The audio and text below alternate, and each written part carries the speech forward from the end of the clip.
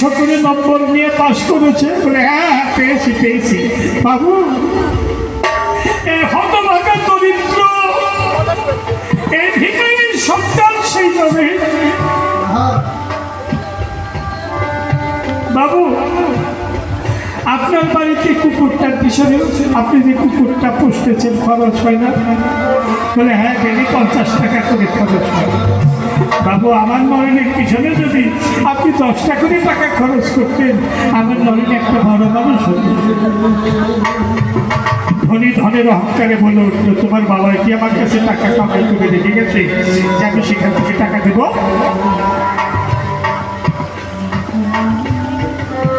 পরে ধন না দিলে জোর করে নাও বিরাজ মতো ভিক্ষা নিয়ে ফিরে আসতেছে। মানুষের মন ঘড়ির কাটার মতন ঘটতে থাকে। হঠাৎ বাবুর মনে দয়া হলো, ও বুড়া শোনো শোনো শোনো। বাবু বলে শোনো তোমার ছেলে যত করবে আমি তত পড়াবো। বিলাত থেকে ব্যারিস্টারি পাস করে আনবো। আরো যদি উচ্চ শিক্ষিত হতে চাইনি ফাইল করে। বাবু আমার ছেলের জন্য যদি এতটুকু আপনি করেন, আপনি যদি বলেন আমার এই বৃদ্ধ দেহটাকে কেটে রক্ত দিয়ে আপনার পদবঞ্চিত করে দিতে হবে, আমি যে করবেন বাবা আমি তাই বাধ্য আছি।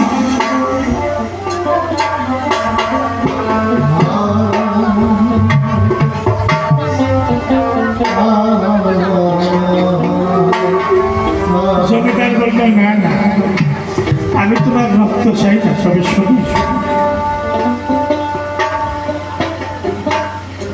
আমার একটি কন্যা আছে তোমাকে জানাই।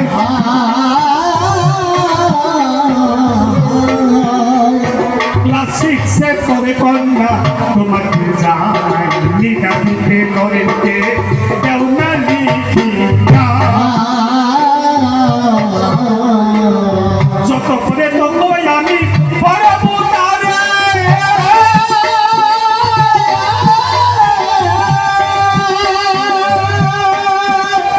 ওই বুড়া ব্রাহ্মণ মনে মনে চিন্তা করে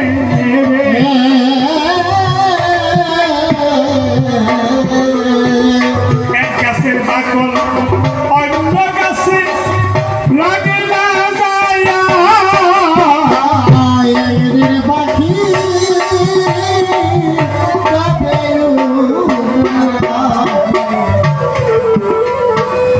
বাবা আমি রাজি আছি, আমি লেখাপড়া জানি না, আমি লেখাপড়া জানি না, আপনি কাগজ দেন আমার আঙ্গুল কেটে রক্ত দিয়ে আমি টিপ সহি দিয়ে যাচ্ছি। আজ হইতে পারেন আপনার কোনো বাবা কি চায়, কোনো মা কি চায় যে আমার সন্তান আমি একজনকে দিয়ে দিই? নরেনে ভবিষ্যৎ মঙ্গল চিন্তা করে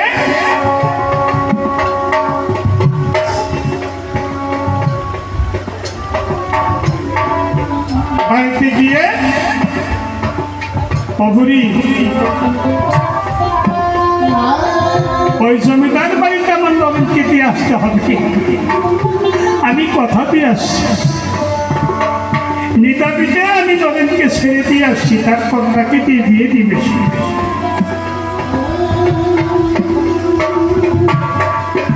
মায়ের মন মাত্র একটাই সত্তা,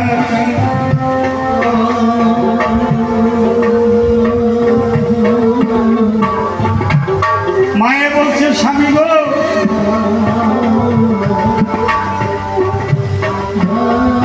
ও স্বামী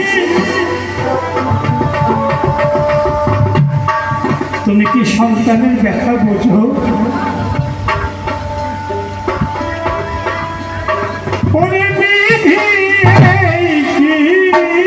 ভাগে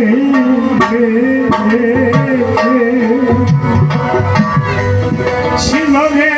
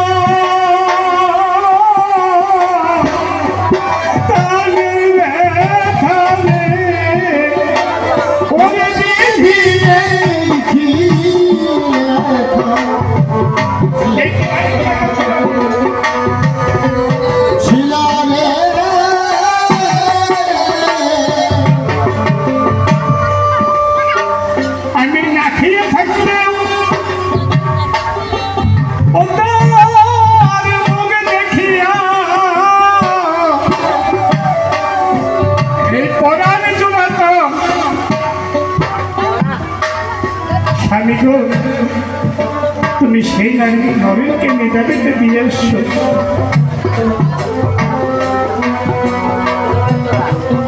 আমি একবার নরেনের মুখ ভালো করে দেখে দেই, আমার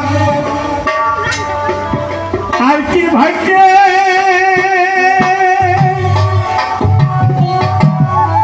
হয় কি না ওরে দিদি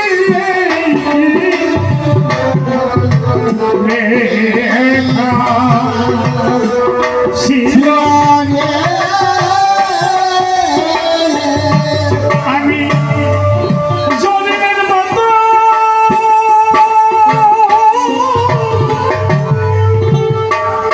আমার এই অনুভবে একবার নরেনের মুখখানা দেখে দেখে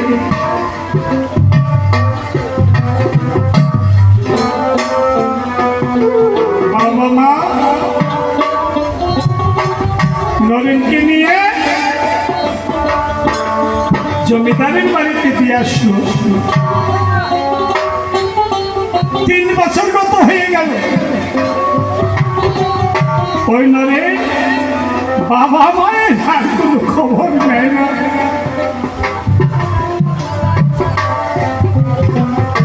না দেখতে দেখতে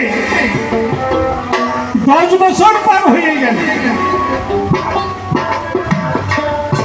ওই বুড়াবুড়িরা খবর দেয় না, মার খবর না বাবার খবর। ওই বুড়িয়া কি বুড়ার কাছে বলতেছে, স্বামী গো, আজ কতদিন হয় নরেনকে দেখি না। সারা রাত আলাপ করতে করতে সারা রাত চোখে ঘুম নেই। বুড়া ফজরের সময় উঠে, প্রভাতের সময় উঠে মনের জ্বালা নিয়ে লাঠি হাতে করে টুকুর টুকুর করে ঘুরতে ঘুরতে এদিকে জ্যৈষ্ঠ মাসের শেষ প্রান্ত, আষাঢ়ের প্রথম, হঠাৎ পায়ের মধ্যে যেন কি হুচক লাগলো। উঠিয়ে দেখে একটা বড় খোঁজ দিয়া।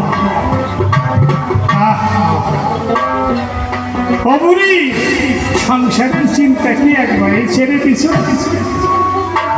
এই দেখো দেখো কত বড় ফল দিয়া।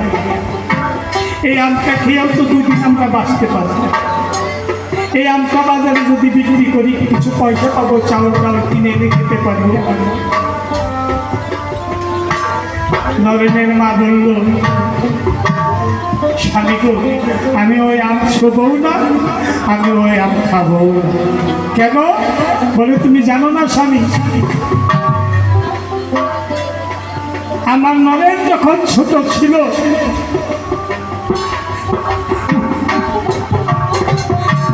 আমার নরেনের হাত দিয়ে আমি ওই আমটা বুঝেছি না।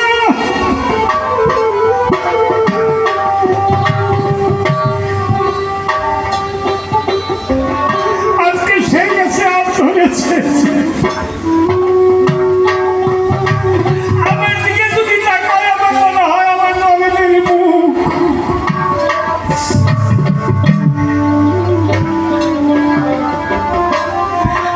শুভদাম ঘটনা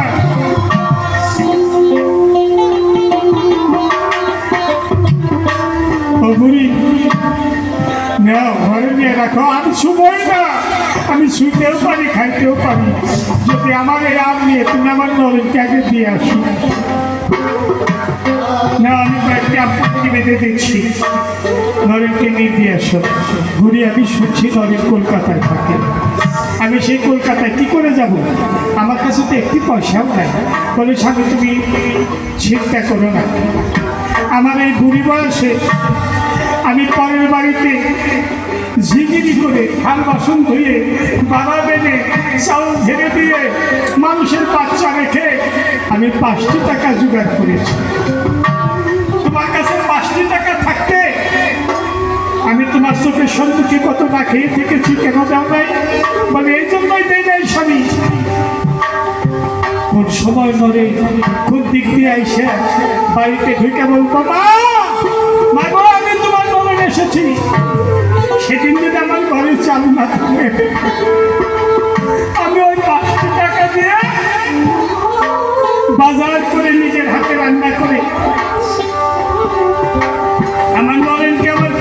বলছে জন্মের খাওয়া খাওয়াইব, জন্মের খাওয়া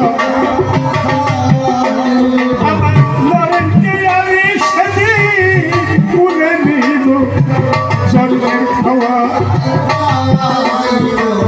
সেই জন্য 5টি টাকা আমি তোমাকে দেই নাই স্বামী, না ওই 5টি টাকা নিয়ে যাও, যাও আপনি কলকাতায় দিয়ে আসুন।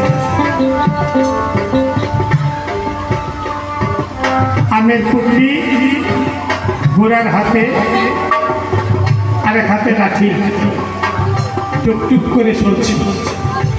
কলকাতায় পৌঁছিয়ে গলিতে এক বাবুকে জিজ্ঞেস করছে, বাবু এখানে নরেন নামে কোনো ব্যক্তিকে চিনে? তিনি বিখ্যাত ব্যারিস্টার নরেন্দ্র মোহন চৌধুরী। বুড়া তুমি তারই নাম বলতেছ? তার কোনো লোক যদি শুনে তোমাকে এখনই কারাগারে নিয়ে বন্দি করে রেখে দিবে, তুমি জানো? বুড়াই বলল, বাবু আমার ভুল হয়ে গেছে, একটু দয়া করে বলেন সেই বাড়িটা কোনটা? বলে সোজা রাস্তায় যাও, ওই যে সম্মুখে 7তলা বিল্ডিং, ওই বিল্ডিংটাই হলো নরেনের বাড়ি, দারোয়ান আছে, এই রাস্তা দিয়ে যাও। আমি পুটলি বুকে নিয়ে লাঠি হাতে ঘুরাই চলছে। ভাইয়া মনে হয় ঘোড়ার শরীরে নতুন একটি জোয়ার এসে গেছে, যৌবন এসে গেছে। ওরে আমার এই ছেলে এত বড় লোক হয়েছে যে কলকাতার লোকেও তার নাম নিতে ভয় পায়। ওই নরেন যখন আমাকে বাবা বলে ডাকবে, ওরে জীবন তুই কিসের দুঃখ করেছিস? তুই একজন ব্যারিস্টারের বাবা। ঢেউ উঠলে নদীতে, ঢেউ উঠলে কস্তুরী পানা যেমন ঢেউ কালে নাচে, বুড়ার অন্তরেও আজকে নাচতেছে। আমি এত বড় লোকের গেটের সামনে গিয়ে তখন পৌঁছাইল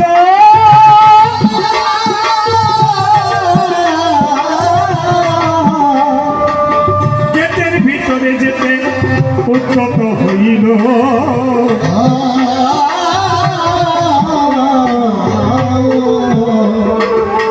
দারোয়ানে বলে, বাবুর পারমিশন কোথায়?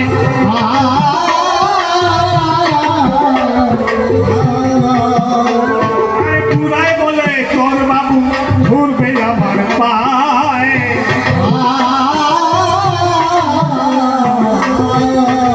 তুই যে বাবুর পারমিশন চাইতেছিস, তোর বাবু যদি আমাদের দেখে, তোর বাবু আমার পায়ে ধরবে। তুই জানিস রাস্তা ছাড়, আমি নরেনের বাবা।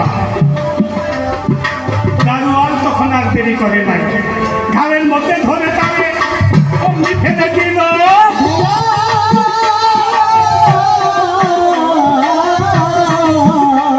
আরে ধাক্কা খেয়ে পাক্কায় পুরে মুখ দিয়ে তার রক্ত জবে, বসে বসে কান্দিতে লাগল।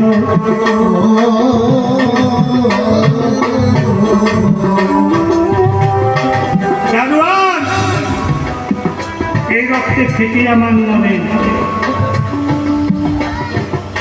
আর তুই তার চাকর হয়ে আমার নাকে মুখে রক্ত বের করলি, ধাক্কা দিয়ে ফেলে দিই। আমি এই রক্ত বুঝবো না, আমার নরেন আসলে আমি দেখাবো, সেদিন তোর কঠিন বিচার হবে। দারোয়ান মনে রাখিস। দারোয়ান একবার ভাবে, ভালো তো হতেও পারে।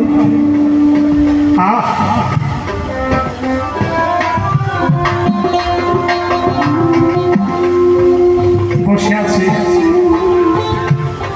আকাশে বেলা বেশি নাই, দেখে দেবতার মতো দুটি মানুষ গাড়ির থেকে নামল, আবার আরেকজন গাড়িতে উঠে চলে গেল। গেটের দিকে এক বাবু আসতেছে, ঘোরা ভালো করে সে দেখে এইটাই তো আমার নরেন হবে। ওই যে ছোটবেলায় সব কপালে একটু কাটার চিহ্ন ছিল, সে চিহ্নটা দেখা যায়, এটাই তো আমার নরেন। এই দারোয়ান, এইটা তোর বাবু না? কে তোমার ছেলে, তুমি চিনো না?